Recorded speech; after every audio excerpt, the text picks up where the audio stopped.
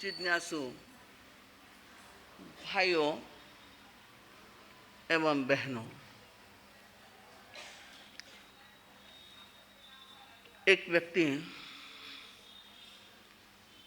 जो सब गाड़ियाँ, कारें हो, लॉरी हो, 4 व्हीलर हो, 2 व्हीलर हो, जो भी शहर में प्रवेश करने वाली रहती थी, उसके पहले जिस रास्ते से आती थी वहाँ कुछ कीचड़ था और हर एक आने वाली गाड़ी जो है उस कीचड़ में फंस जाती थी।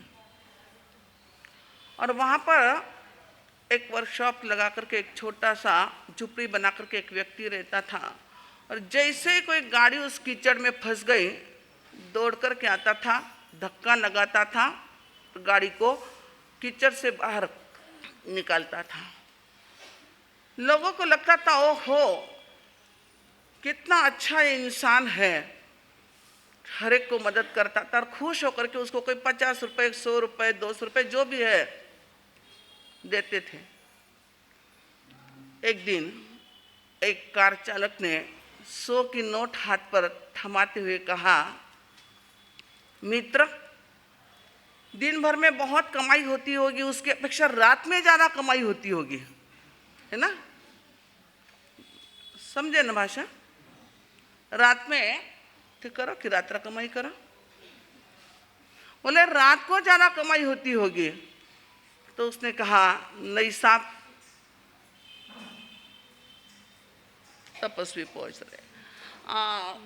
छाया बहन, थोड़ी बहनों को इधर सरकाओ और वो तपस्वियों को जो है ना इसे और कुर्सी इधर बहने निवेदन है थोड़ा सा इन लाइन में आई जाओ ऐसा एक ना तपस्वी करने कोई गर्दी नको करो।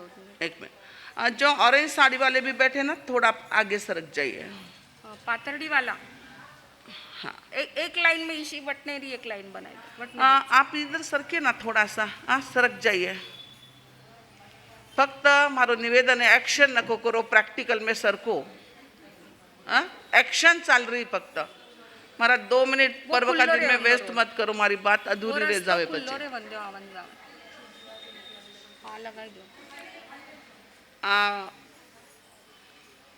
हाँ पटवा जी, आपके छाया बहन, ये चिव थार ना मोनिका ना, मैं चिवच की उतने बचपन सु, तो उसकी चेहरे ने इनके पड़ोस में ले लीजिए। हाँ, चिव की बड़ी मम्मी साइड में सरक जाएगी। हाँ, ऑरेंज साड़ी वाला, ऑरेंज साड़ी चष्मा हाथे थोड़ा आगे आ जाओ आणि ताने वडी बैठना सने फक्त एक आठे करो, माम मोटी खुर्ची पर बैठा दे वाला। हाँ, तपस्वी के आगे कोई भी नहीं बैठेगा। आइए, चलो हो गया। और कोई व्यवस्था? 2-3 खुर्च्या लगाए और भी तपस्वी म्हणजे बड़ा तक मैं थांबू नहीं। अबे ते खुर्च्या लगाए जिको देखणार है कि किसी लगावे आवाज करे कि वो नहीं देखणार असेल तर मैं बोलू नाही, इसं काही नाही। आज मने हे आधो घंटो हे आत्मे टाइम अबे फक्त कठे देखो ना, मने नको देखो, आठी सिंहासन कनेच देखो।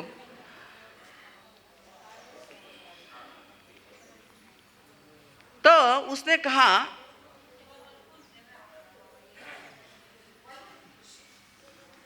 मित्र, रात में कमाई नहीं होती है,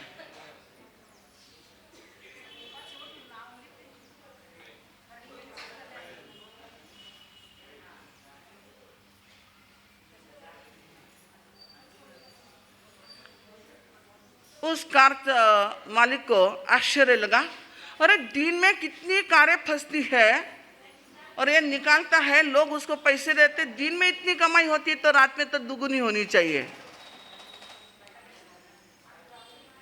तब उसने कहा, साहब, रात को मेहनत करता हूं तब दिन में धंधा चलता है। क्या कहा? रात में मेहनत करता हूं तब दिन में जो है मेरा व्यापार चलता। बोलते रात में क्या मेहनत करते हो तुम? रात भर में इस रास्ते पर पानी डालता हूं, कीचड़ तैयार करता हूं और फिर सुबह जो भी गाड़ियां निकलती ना तब वो फंसती है, तब उसको बाहर निकल करके मेरा बिजनेस बहुत अच्छा चलता है। समझ में आएगी बात? कीचड़ बनाने वाला कौन? बोलता जाओ फक्त.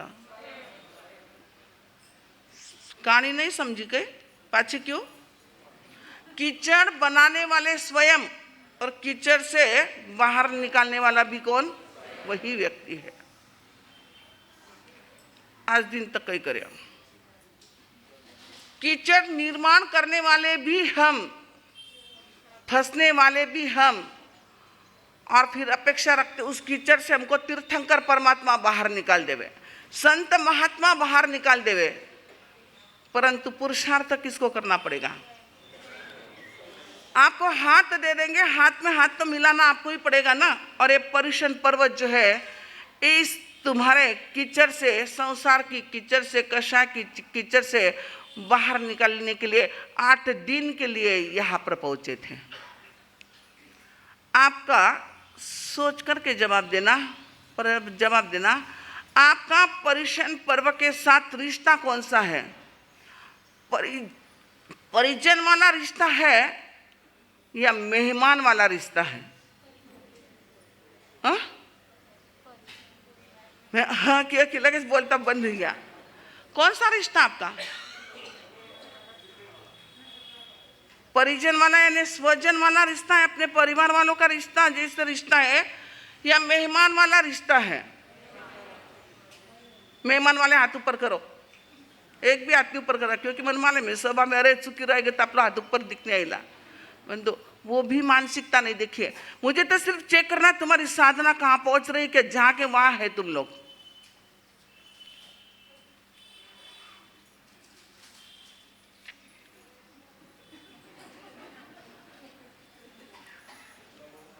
बंधुओं, बुरा मत मानना. मेरा जैसा स्वभाव आपके सामने है, परंतु ये जिनवाणी में अंतराय आती है ना, इसका मुझे दुख होता है कि ये व्यवस्था करने वाले का कोई ऐसा कर्म न बंध जाए. इसके लिए मैं रुक जाती हूँ. ओके, क्योंकि मुझे मालूम है अधूरी बात सुन के जाओ ना, अधूरी बात करो ना, अधूरा बहुत खतरनाक होता है. इसलिए सोचती हूँ कि कुछ सेकंड रुक जाना इनके लिए हितकारी है, तो क्यों न रुकना चाहिए. स्वजन की तरह रिश्ता है या मेहमान की तरह? पूछा. बंधुओं, मेहमान की तरह रिश्ता है तो आपकी मात्र यह पर्व की आराधना जो है टेम्पररी आराधना है. मेहमान आते हैं और चले जाते हैं, टाटा बाय बाय. परंतु स्वजन हमेशा साथ होते हैं, साथ में जीते हैं, साथ में रहते हैं, सुख और दुख साथ में बांटते हैं. तो पर्युषण पर्व के साथ रिश्ता रखो, स्वजन और परिजन की तरह रिश्ता रखो, ताकि हर वक्त आपको स्मृति रहेगी मैंने पर्व में जो आराधना की है, पर्व में जो संकल्प की है, पर्व में जो प्रतिज्ञा की है, वो प्रतिज्ञा, वो संकल्प, वो तुम्हारा सुनना, वो आराधना करना, सब कुछ हमेशा के लिए साथ रहेगा. आप बोलो, मेहमान या परिजन?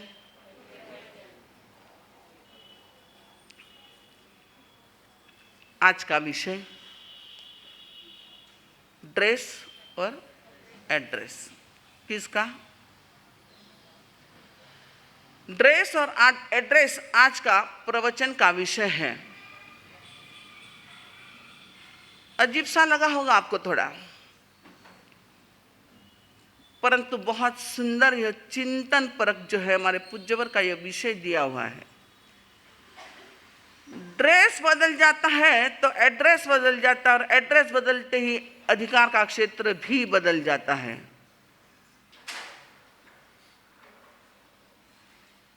छोटी सी चीज, आपका बेटा या पोता या पोती स्कूल में जाते तो स्कूल का ड्रेस यूनिफॉर्म पहन करके जाते हैं. वहाँ पर वो जिद करता है खाने पीने की, वो समझता मैं स्कूल में हूँ. जिद कहाँ पर करता है? बदल गया उसका अधिकार का क्षेत्र. तो वो देखे छोटा सा बच्चा भी समझता है या मुझे ये नहीं करना है. एक मिलिट्री मैन ड्रेस जब पहनता है तो उसका अधिकार का क्षेत्र अलग है. एक पुलिस जब ड्यूटी पर है, उस ड्रेस में है, उसका अधिकार क्षेत्र अलग है. घर में आते ही ड्रेस बदल देता है तो पुलिस वाली ड्यूटी घर में चलती, उसकी नहीं चलती. और करने लग जाए तो हंस गए थे, समझ गए, मन ध्यान में गए थे, समझ गया। तो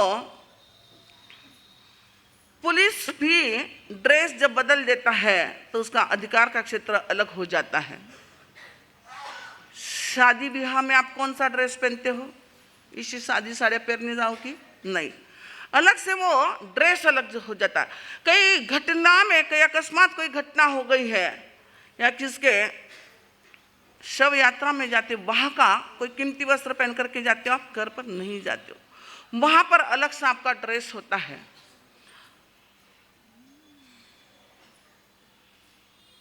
उठा लो, आप क्यों डरते हो? लोग नहीं डरते, आप क्यों डरते हो?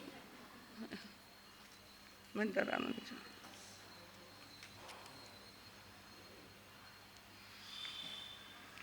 तो बंधुओं, पहले ड्रेस को समझो। मैं आपसे पूछना चाहती हूँ, सोच के जवाब देना। आप पहले भाइयों से पूछूंगी, आप दिन भर में कितने ड्रेस बदलते हो? आप आज हासेलो में माननार नहीं है कितना? 2। अच्छा, मौन जी को हाथ बता लो कि वो आंगड़े बताओ। मौन में उत्तर बोलन चाले, गुरु बोले बच्चे चाले बोलने।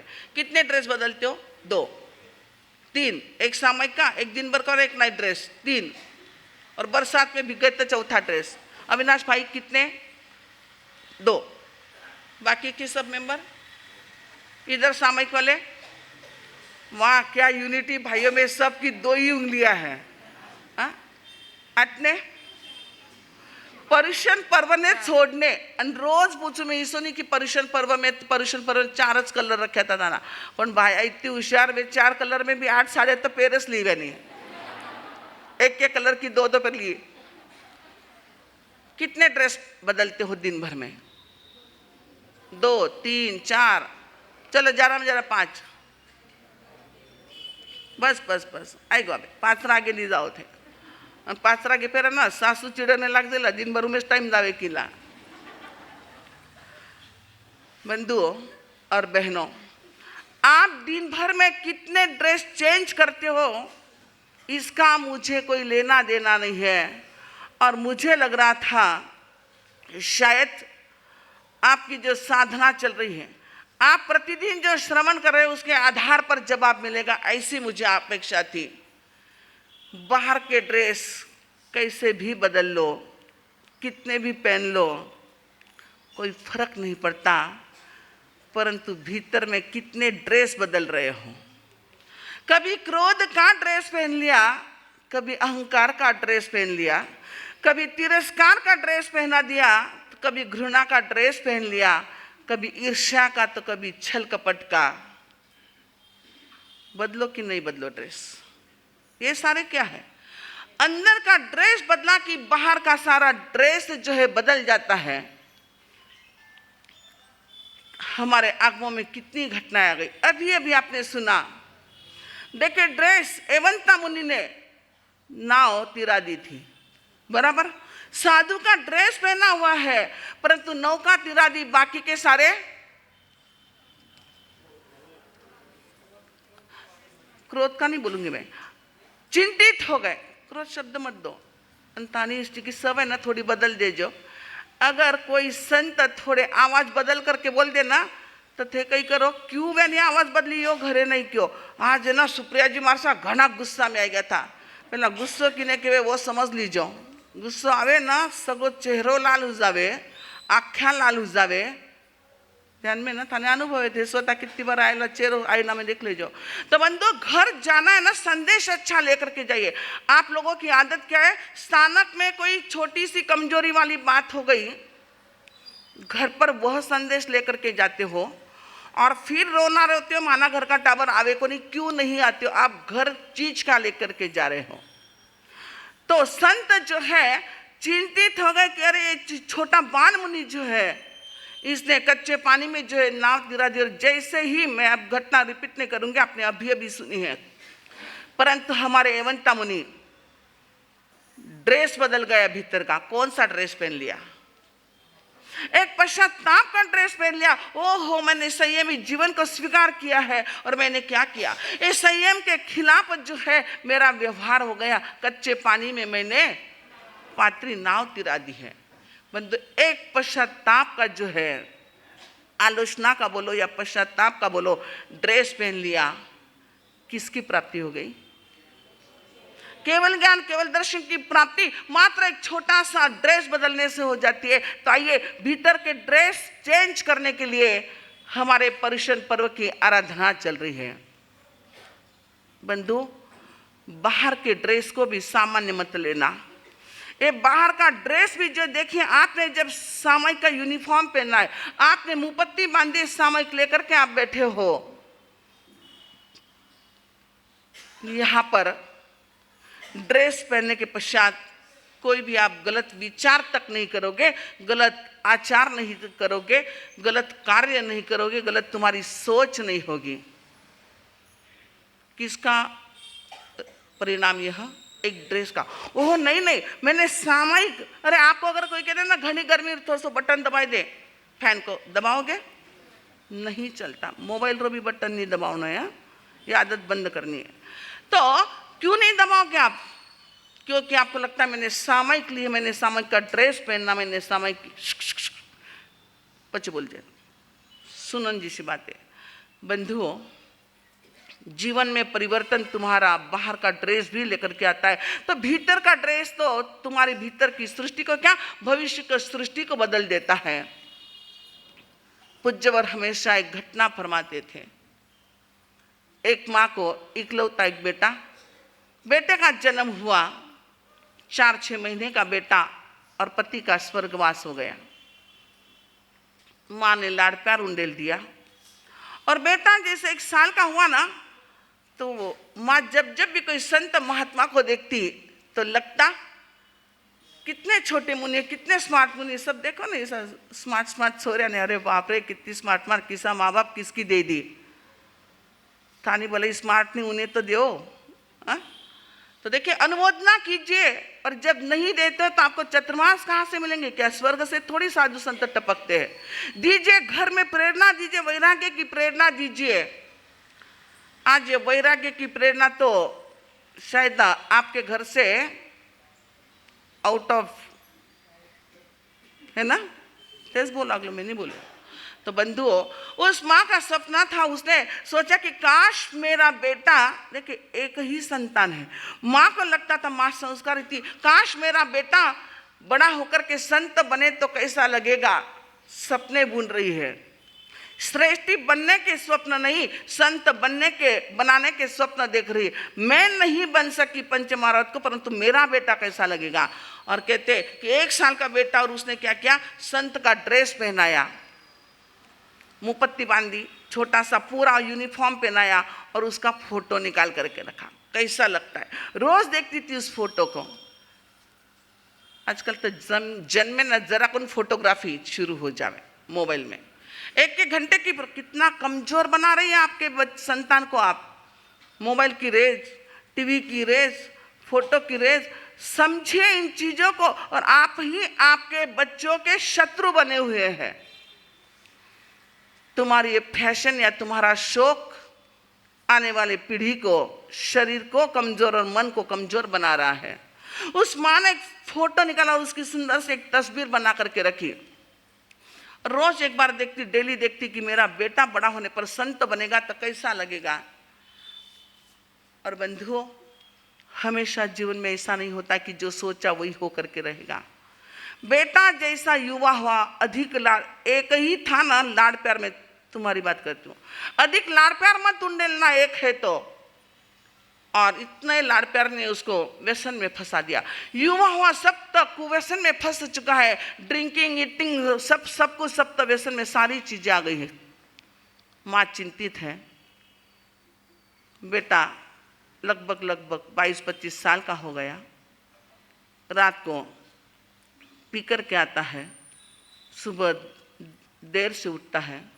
दीपावली के दिन थे, माँ घर की साफ सफाई कर रही थी, क्योंकि माँ ने जब देखा कि बेटा कुव्यसन में फंस चुका है, तो उसकी वो तस्वीर जो थी उसको उठा करके एक संदूक में बंद करके रख दिया था। माँ साफ सफाई कर रही थी, उस दिन भी जो है साफ सफाई करते वक्त उसने उस संदूक में रखी हुई सारी चीज़ों की प्रतिलेखना की है, और उस तस्वीर को पोंछ करके जैसे रखने वाली थी, कि बेटा उठ कर के आया और माँ ने देखा बेटा आ गया, तुरंत उसने उस तस्वीर को छिपा दिया। और होता ऐसे है, बच्चों से कोई चीज़ छिपाओ ना, आकर्षण ज़्यादा बढ़ जाता है। और बेटे ने देखा कि मेरे से मेरी माँ कुछ तो भी छिपा रही है। माँ को कहा, माँ तुमने क्या छिपाया है? माँ ने कहा, नहीं बेटा कुछ नहीं। नहीं, तुम्हें बताना ही पड़ेगा। और उसने जो संदूक अपने हाथ में ली, खोद करके देखा तो तस्वीर थी। वो पहचान नहीं पाया कि ये किसकी है। माँ को कहा, कौन है ये और आप इसको क्यों छिपा रही मेरे से? माँ ने आंखों में आंसू ला करके कहा, बेटे तुम 1 साल के थे, मेरे मन में एक भाव था, मेरा बेटा अगर सन्यासी बने या संयमी बने तो वह बड़ा होकर के कैसा लगेगा साधु के ड्रेस में। इसलिए मैंने तेरा बचपन में जो फोटो निकाल करके रखा था, मेरा सपना था बेटा। परंतु अब तुम्हारा जीवन जो है टोटल अलग मार्ग पर है, इसलिए मैं इसने संदूक में छिपा करके रख दिया, क्योंकि बार बार देखती हूँ तो वेदना होती है। बेटे के हाथ में वो तस्वीर है। ओहो, बचपन में मेरे माँ का यह सपना था कि मेरा बेटा एक संत बने, एक सज्जन बने, एक सन्यासी बने। यह सपना था और आज मेरा जीवन सब तक कुव्यसन में फंस चुका है। धिक्कार है मुझे, धिक्कार है। माँ के चरणों में गिर पड़ा, आंसुओं से माँ के चरणों को प्रक्षालन किया है और हाथ रख के प्रतिज्ञा कर दी, माँ आज तक मैंने जो गलतियाँ की हैं इस गलतियों के लिए मैं क्षमा याचना चाहता हूँ। अब तुम्हारा बेटा संत प्रकृति का, सज्जन प्रकृति का रहेगा। किसने बदलाया? बोलो अब। एक ड्रेस में मात्र आपको भी रखना है ना, आप कहीं करो कृष्ण को ड्रेस पहरा, यो ड्रेस पहरा, वो ड्रेस पहरा, न जाने कहाँ के फोटो इकट्ठा करके रखिए, परंतु एक संत के ड्रेस में तुम्हारे संतान का फोटो रखिए।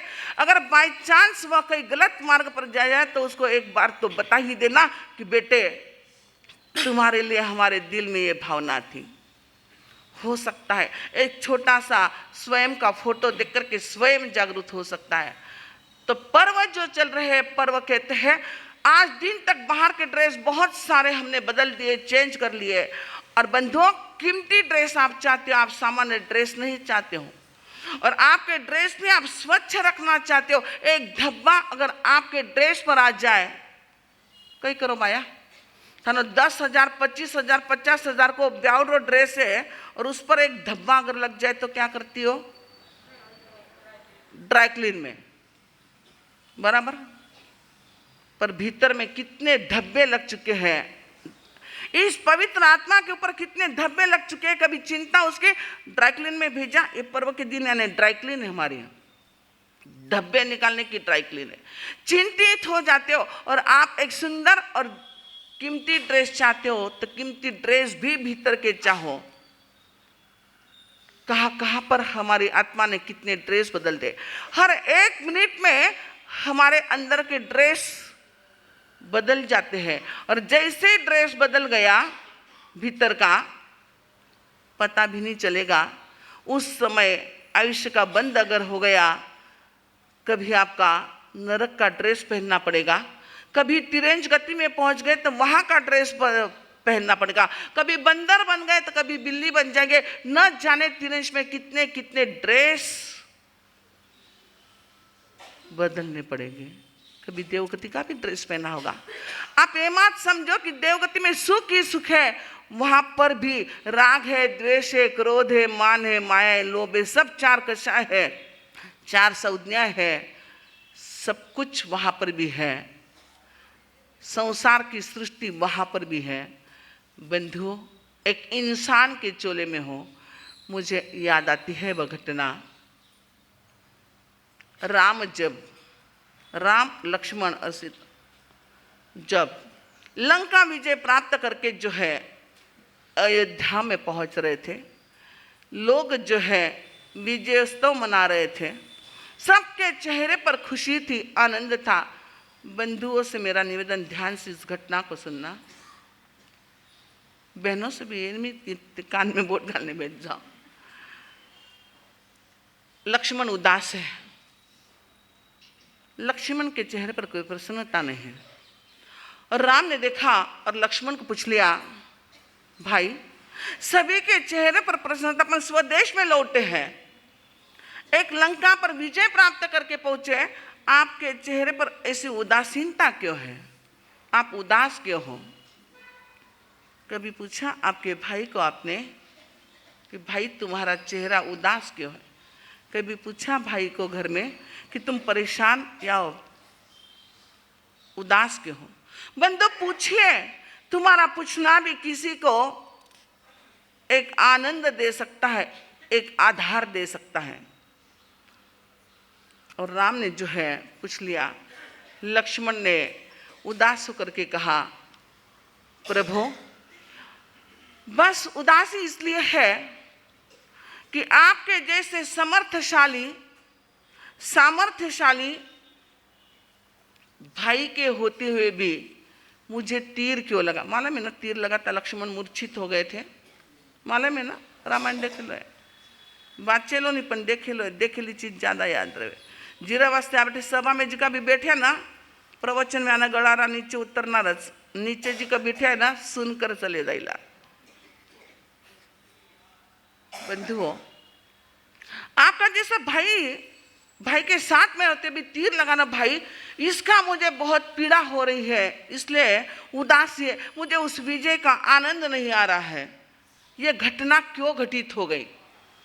तब राम ने कहा, लक्ष्मण इसके पीछे राज की बात है। हम जब वनवास से आ रहे थे, शबरी के द्वार पर पहुंचे। शबरी कौन थी? कौन थी? बिल्ली। हाँ, मुझे अपेक्षा राम भक्त की थी। भिलनी मत बोलना। जाति भक्त जो होता है उसको जाति और पाति से कोई लेना देना नहीं होता है। जिन शासन में भी आप देखो, हरिकेश मुनि जैसे चांडाल स्वपाक कुल में जन्म लेने वाले प्राप्त हो गए, इसलिए शबरी को कभी भिलनी मत बोलना। वो एक राम भक्त थी। किसका इंतजार करती थी वो? क्यों करती थी? मेरे कुटिया में प्रभु राम पधार जाए और डेली जो है ना फल, ताजे फल लाती थी, पूरे रास्ते की सफाई करके रखती थी, फूल बिछा करके रखती थी। क्यों? मेरे प्रभु को कोई कांटा न चुभ जाए, कोई कंकर। देखिए, भक्ति होती है। इंतजार करती थी। कितने वर्षों तक इंतजार किया होगा, सोचिए आप इंतजार करते हो? थानो तो प्रश्नच नहीं आवे ना, कहीं माने याना प्रश्न पूछना पड़ा। बंदो, जब भोजन के लिए घर में बैठो ना, इंतजार करना। मेरे गांव में चौमासा चल रहा है, शेष काल में मेरे संत है, कोई संत महात्मा मेरे घर पर पधार जाए। पहले मैं सुपात्र दान दूं और बाद में ग्रहण करो, एक भावना भा लेना। इंतजार कीजिए। मृगाक्षरी में कोई इंतजार वाली बात ही नहीं, फिक्स टाइम है। आपके घर में भी सारी रेडी है, लाइफस्टाइल तुम्हारी चेंज हो चुकी है। और इंतजार करने के पश्चात अगर संत नहीं आते, आपने एक दिन इंतजार किया, 2 दिन किया, 3 बार किया, इंतजार किया और नहीं आए तो थक जाओ थे लोग। भावना भाते भाते थक जाते और संत को उपालंब दे देते। मार साहब कितना दिन है भावना भाई रही थी, आए नहीं, थानी मर्जी आओ। तो देखिए, थानी मर्जी, भाषा देखिए, थको मत। शबरी थकी नहीं थी। शबरी की भक्ति तुम्हारे भीतर में जन्म ले ले। और कहते हैं कि उस भक्ति की भी कैसी कसौटी थी। वर्ष बीत गए और प्रभु राम जो है पधार गए, उस कुटिया में पधार। प्रभु राम को देखकर कैसी प्रसन्न हो गई, ऐसे प्रसन्न हो गई। और देखिए क्या किया उसने, बेर चखे। यह भक्त हृदय जो होता है ना, उसके भक्ति का यह परिचय है। और वह सोचती है, मेरे प्रभु वर्षों के पश्चात, इंतजार के पश्चात पधारे हैं, मेरे प्रभु को कोई खट्टा बेर ना आ जाए। ये सोचे ना, कहानी बरोबर है ना? बरोबर है ना अविनाश भाई? हाँ, खट्टा बेर ना आ जाए इसके लिए चख रही है। और जो मीठा बेर वो किसको दे रही है? अपन घर में देखिए, एक शबरी की भक्ति कैसे थी। खट्टा बेर प्रभु को ना आवे, थोड़ा सा वात्सल्य रख लेना। मेरे घर पर संत महात्मा पधारते हैं, ऋतु के अनुसार अगर ठंडी है तो गर्म आहार और गर्मी है तो शरीर को उनके अनुकूल कैसे हो, भाई कैसा नहीं। आज बहनों माफ करना, बंधु आप भी मुझे माफ करना, आपका संत के साथ जो है ना आप मित्रता का रिश्ता रख रहे हैं, वे मारा साहब हमारा फ्रेंड मारा साहब है। और सबसे बड़ी गलती यहीं पर है। कोई भी संत चाहे छोटे उम्र का हो चाहे बड़े से बड़ा कोई संत हो, संत के साथ कभी मित्रता का रिश्ता मत रखना। संत के साथ रखना है रिश्ता तो गुरु शिष्य का रिश्ता रखना। वहां पर सम्मान की भावना होती है, वहां पर बहुमान की भावना होती है, वहां पर शिष्यत्व के भाव होते हैं। और मित्र का रिश्ता रख दिया तो कहीं पर भी गड़बड़ी हो सकती है, हमारा कर्म बंद हो सकता है। इसलिए कोई भी संत के साथ मित्रता का रिश्ता मत रखना। तो यहां पर जो है अनुकूल शरीर के लिए और मित्रता में इसलिए कहना चाहती हूँ कि जब मित्रता के भाव आ जाते संत के प्रति, मैंने अनुभव की चीज रखती, मैं किसकी सुनी सुनाई बात नहीं रखती हो। और फिर बोल दो मार साहब बोलो न थाने कई भावे, क्या बोलते हो, मार साहब बोलो न थाने कई भावे। बहनों क्यों उनको संयम से नीचे गिरा रही हो आप? जो भी पट्टे पर विराजमान है सुख सुविधाएं समृद्धि छोड़ कर के आइए, परिवार का प्रेम छोड़ कर के आइए। और आप इसमें उनको फंसाना चाहती हो, कभी मत फंसाना। हाँ कोई वृद्ध साध्वी जी है, कोई बीमार साध्वी जी है, उनके लिए अगर कोई पथ्य की जरूरत है आप अवश्य जाकर के पूछिए, हमारे साहब शारीरिक स्वस्थता नहीं है, कोई पथ्य की आवश्यकता हो तो मेरे ऊपर आप कृपा करना। ये निवेदन रखिए, ऑर्डर मत छोड़ना, कई कियो हमारे साहब हमारा घरे आने लेन जाई जो। ये भाषा का प्रयोग पहले सीखिए। बंधुओं जब जब मैं किसी की भाषा का देखती हूँ ना, भीतर से लगता है कि बाकी के कोई चीजें नहीं, बाकी पहले इनको भाषा का विवेक सिखाया जाए। माँ साहब लियो ना थानाच वास्ते करे तो थे आज आवनार था। बंधुओं कभी ये गलती मत करना। दोष संत को तो लगेगा ही लगेगा, सबसे पहले तो आपको लग जाएगा। ये तुम्हारी विवेक की चीज होती है।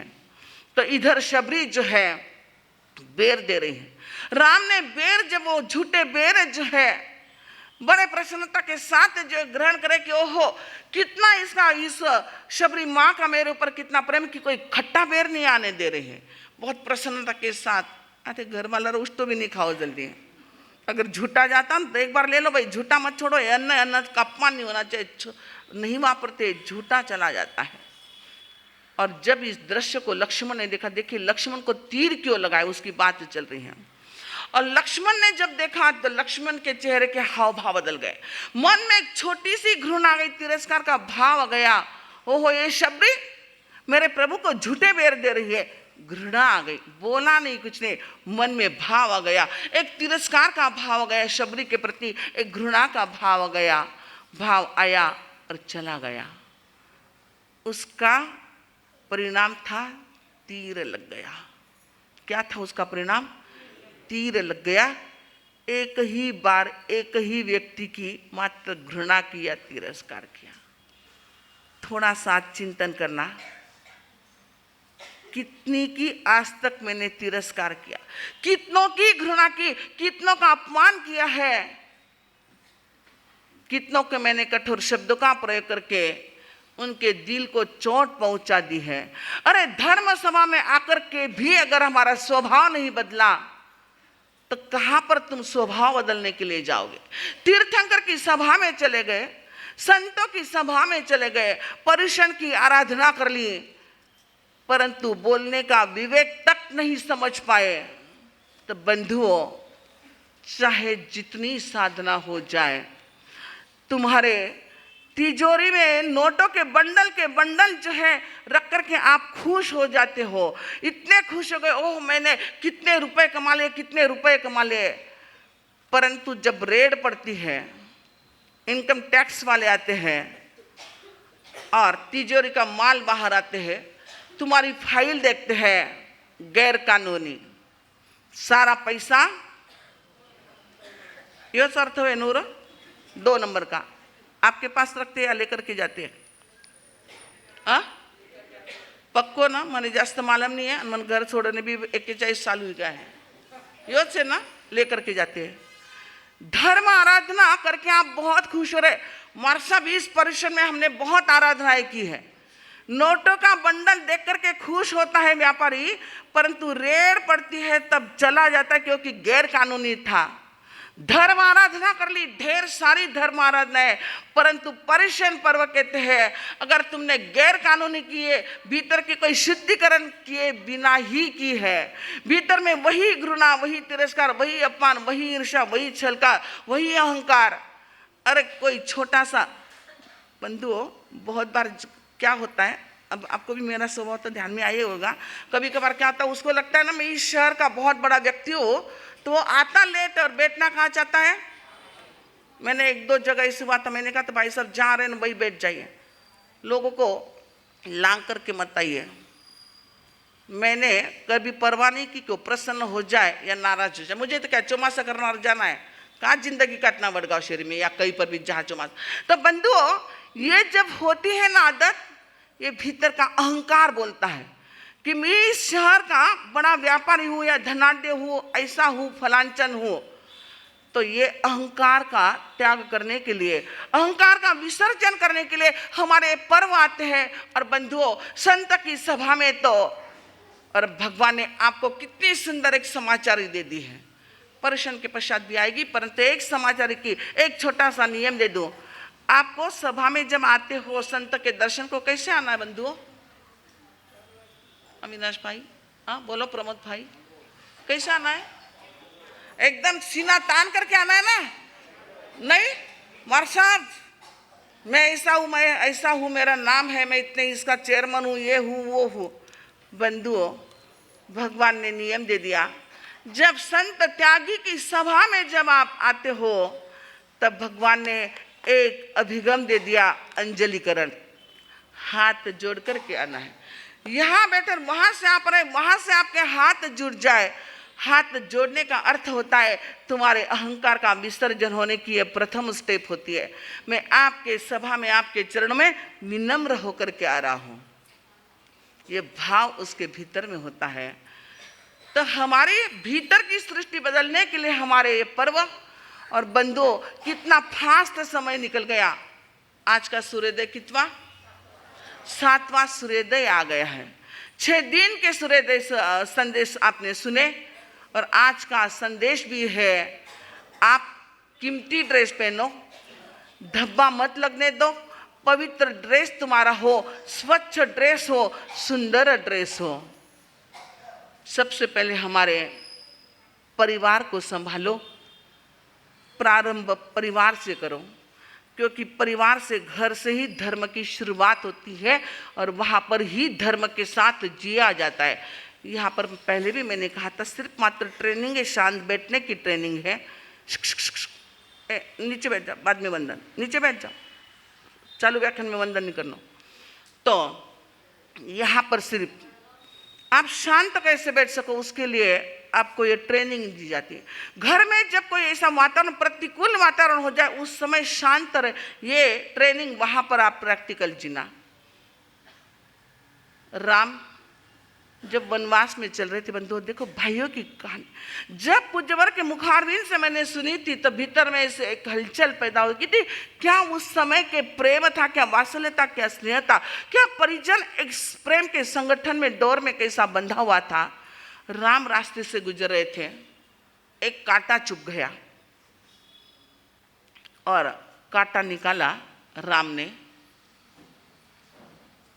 और हाथ जोड़ करके धरती माता से प्रार्थना की, हे धरती माता, तुम जो है कोमल बन जाना, कांटे और कंकर रहित बन जाना, क्योंकि पीछे से मेरा भाई जो है मुझे ढूंढते ढूंढते यहाँ पर आने वाला है। कौन बोल रहा है? एक राम बोल रहा है, राम का हृदय बोल रहा है, राम का अंतकरण बोल रहा है। स्वयं को कांटा चुभा इसके लिए नहीं बोल रहे हैं, परंतु मेरा भाई भरत जो है, मैं वनवास के लिए निकल चुका हूँ, मेरा भाई भरत अवश्य मुझे ढूंढते ढूंढते इस रास्ते से आने की संभावना है। तो हे माते, मेरा छोटा सा निवेदन, मेरी छोटी सी प्रार्थना कि तुम कोमल बन जाना, कांटे और कंकर रहित बन जाना। कहते हैं धरती माँ ने पूछा, प्रभु क्यों? आप समझे?